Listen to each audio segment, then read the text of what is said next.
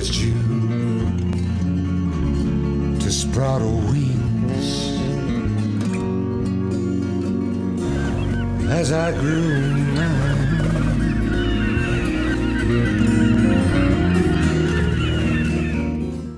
you won't see much of me in my journals. I'm behind the camera. Besides, I think I can tell a better story without sticking my face into every other shot. Within dreams, who's that dreamer? I'm making worlds upon worlds upon worlds. You know, a thing doesn't have to be literally true to be profoundly true. And a thing that's only literally true has little chance of being profoundly true. The author-teacher of mythology, Joseph Campbell, concluded that myths are public dreams. Dreams are private myths. Now, the U.S. will send a woman to the moon with plans for a mission to Mars. The mission is called Artemis. Listen, I will tell you why.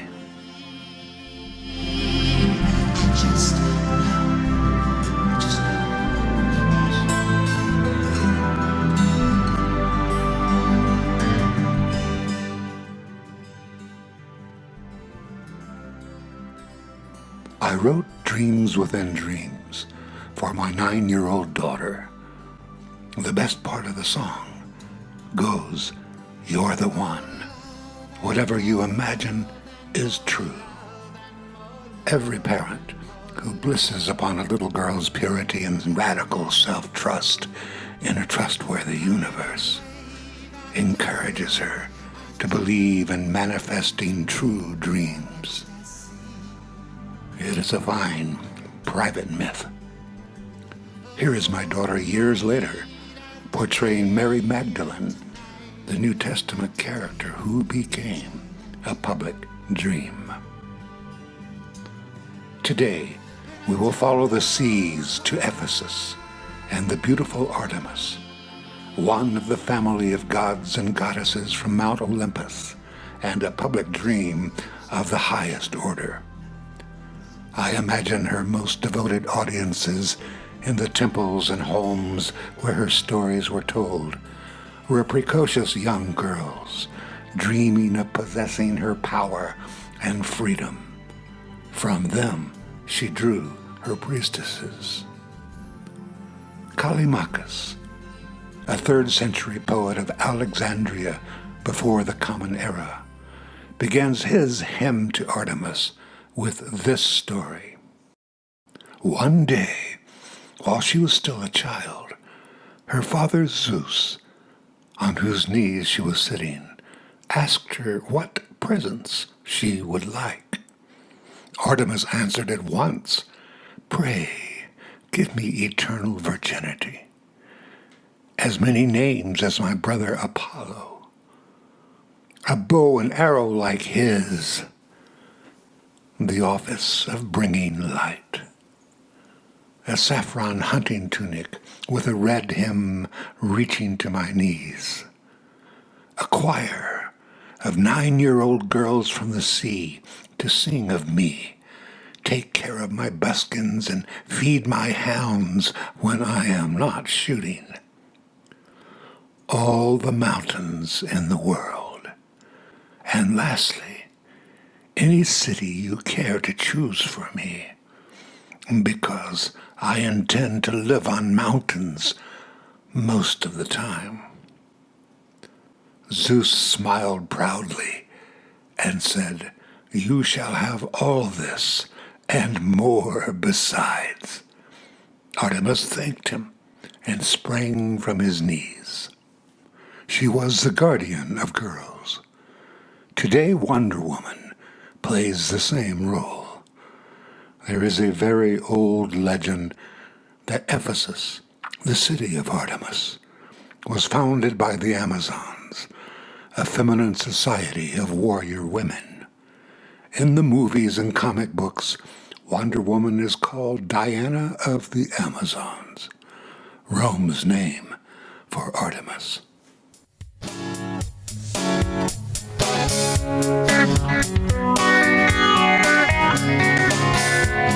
I'm walking into the day that you have given me. I'm taking it, seal it in guarantee.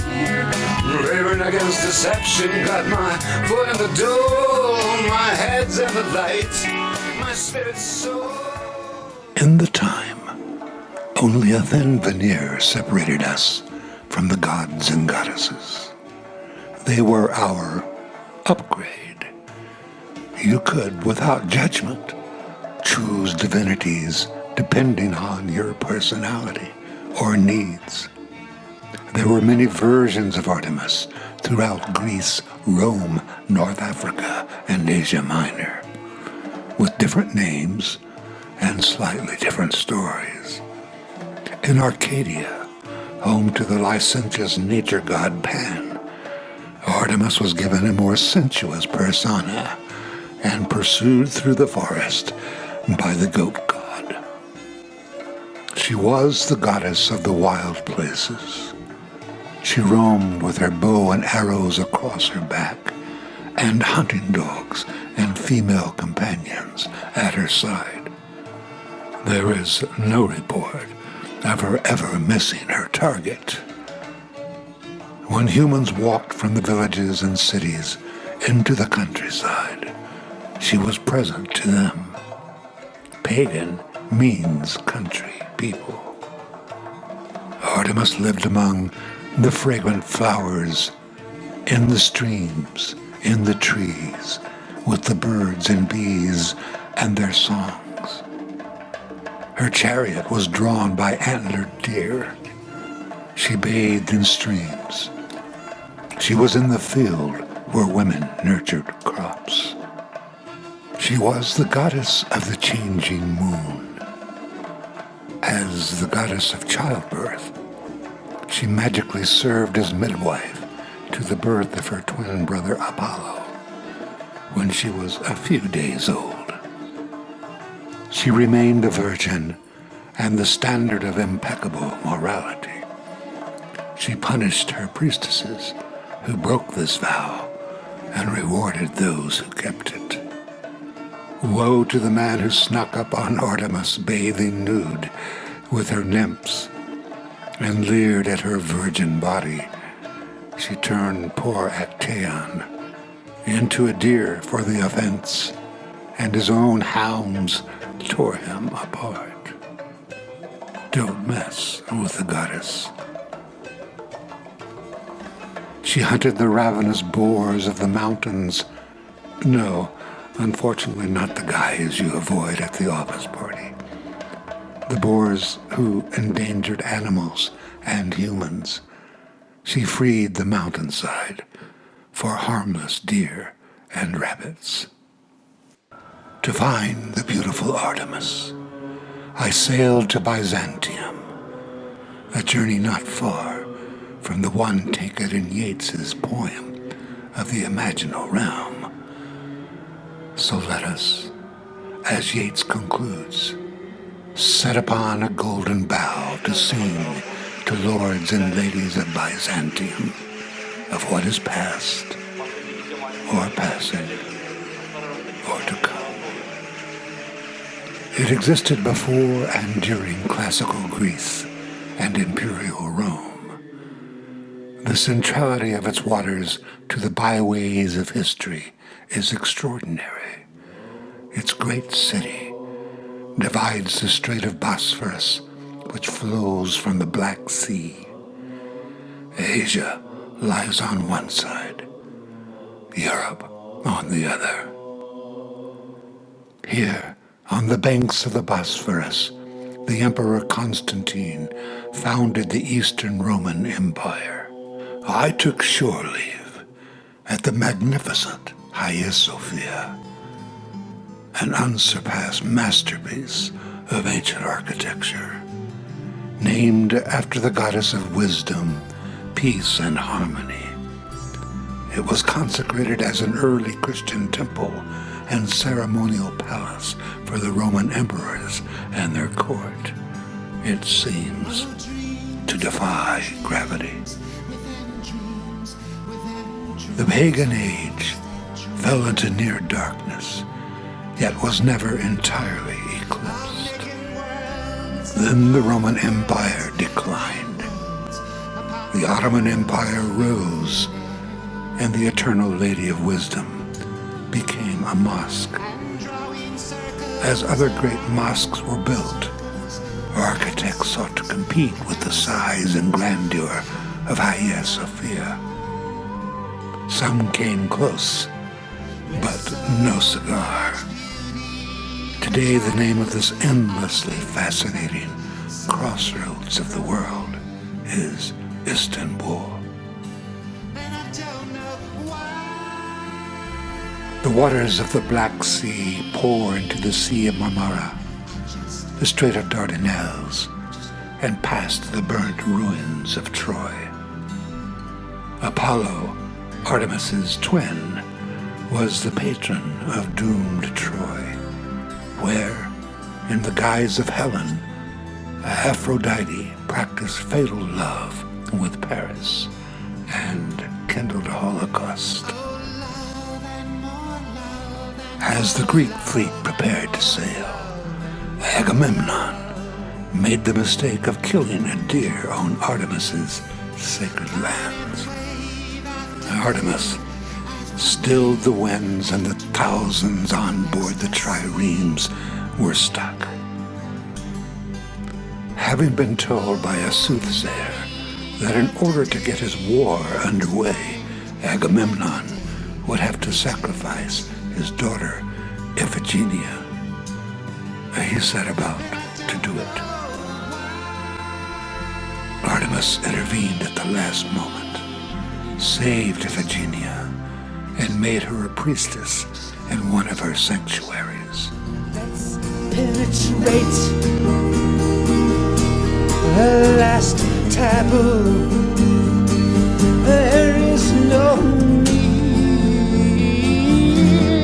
there is no you, and sing a song of tragic joy to the empty air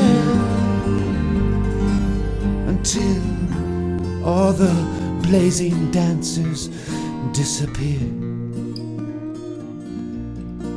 From the hills, the grand promenade of Ephesus still retains a memory of elegance. From these hills, the imaginal Artemis looked down upon her people and the city devoted to her. Statues of the great and divine, temples, the homes of the wealthy, paved and walled with fantastic art. Artful bordellos lined the main street which led to the great library, where 12,000 scrolls had been kept until all were burned by invading Goths. Earned their name barbarians for that one. How I would have loved to have spent weeks rummaging among those musty scrolls and soaked in the wisdom of ages.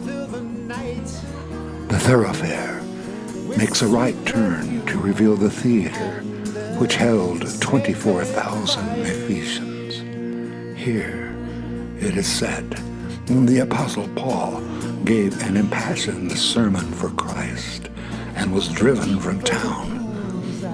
The Ephesians, most in favor of Paul's rapid departure, sold votive images of Artemis throughout the world. Apparently, there was no market yet for crucifixes.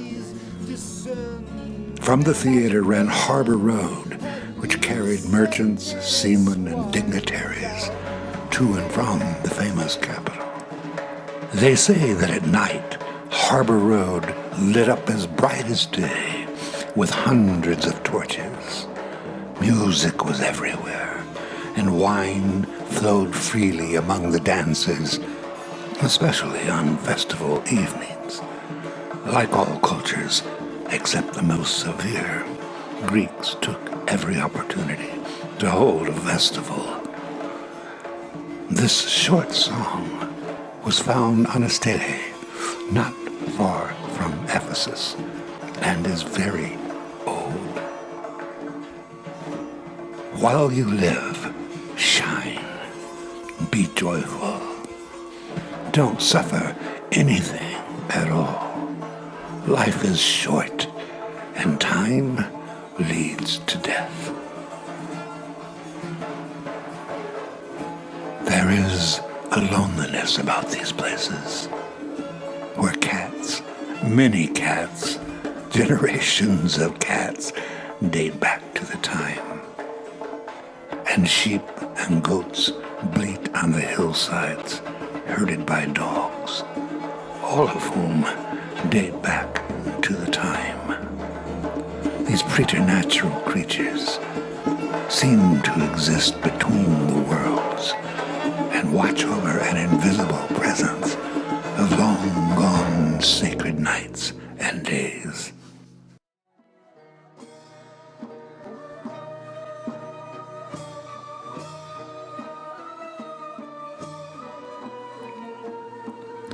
The beautiful Artemis is housed alone in a room of the Ephesus Museum. Here, at last, she is. And how magnificent! She does not disappoint. The curators gave me an unprecedented hour alone with the masterpiece. The name of the artist is lost in the amnesia of 1,800 years. She was found during excavation of the Temple of Artemis, one of the 7 wonders of the ancient world. This is a model. There was not enough left of it to reconstruct. Through earthquakes, floods, invasions, and rebuilding, it was at last lost in the 4th century to a Christian mob determined to rid the world forever of her worship. Some of the columns ended up as part of the Hagia Sophia. Once covered with red paint and leaves of gold, dozens of symbols adorn her.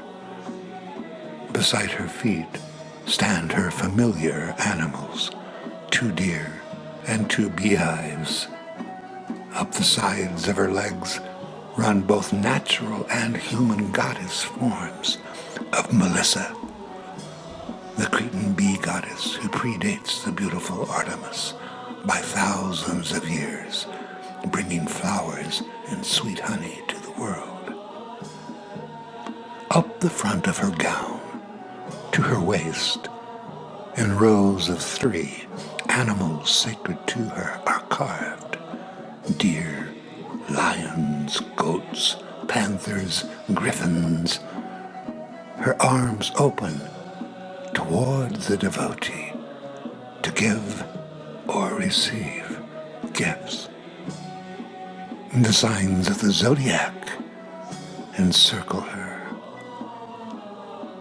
And above that, the face captivates all but the hardest heart.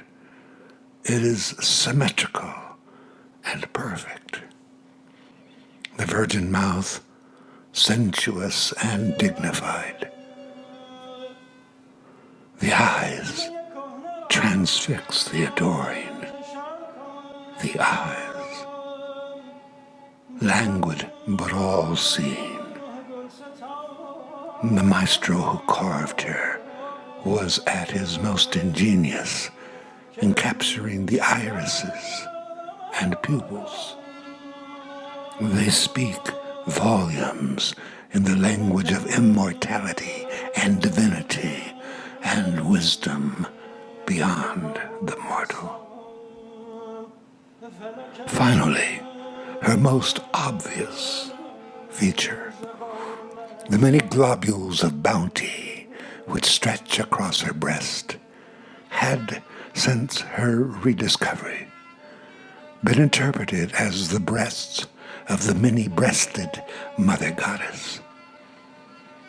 As of late, other interpretations have emerged. The most popular, she is covered with bull testicles. It makes sense, although maybe not to modern sensibilities.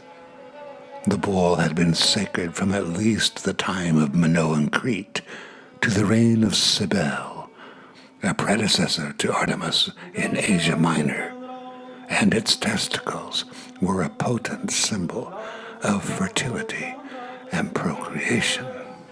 Still are. When I was hardly grown, I worked on a ranch in Wyoming, and when we castrated calves, the gonads were thrown into a bucket and cooked over a fire, then consumed by we testosterone-happy cowboys. We called them Rocky Mountain oysters. Again, the interpretation of myth is subjective, especially after the passage of millennia. When you know the stories, and the time comes to choose your definition of the divine, and it will, choose what you intuit. That's how they did it back in the time. I have seen thousands of ancient statuary, and none pours forth undeniable divinity and focused, implacable power and love like the beautiful Artemis. So when your daughter wants to play Wonder Woman, explore the wilds of the unknown, or make plans to save the world from its miserable self, look into her eyes and pray to find the incomparable, which may be blossoming there. Encourage it. See you next time.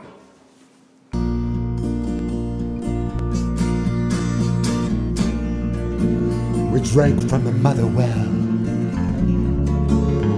of deathless youth, and every moment, every road open to the truth. We strung bold guitars with dripping crimson. We sang on flaming lips to soothe the dying sun, and we set adrift on a boat on a river with the music of love falling from marmalade skies. Oh, we shine.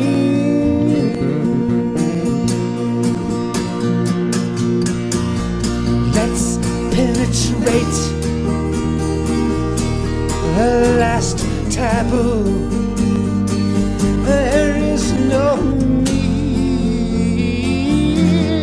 there is no you, and sing a song of tragic joy to the empty air until all the blazing dancers disappear.